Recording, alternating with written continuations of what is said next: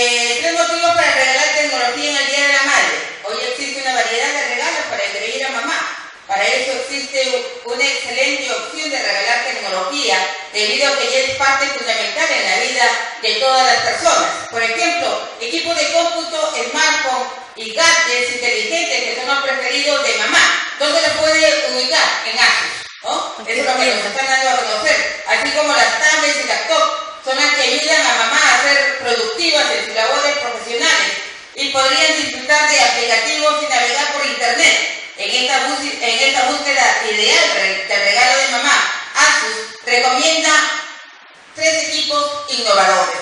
Ellos son, por ejemplo, ZenBook BX305, que es una ultrabook con diseño liviano y fino, con apenas 1,2 centímetros de grosor, pesa 1,2 kilos, lo cual podría ser muy portátil.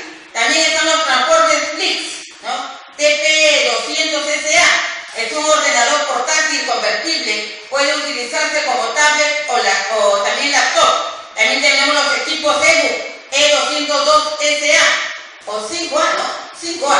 E202 5A es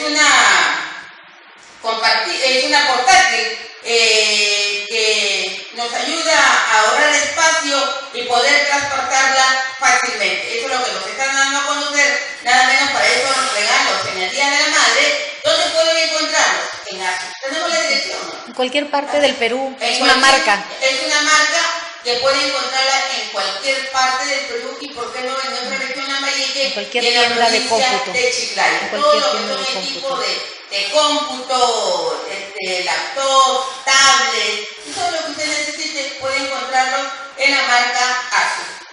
También damos a conocer otra nota de prensa que nos ha llegado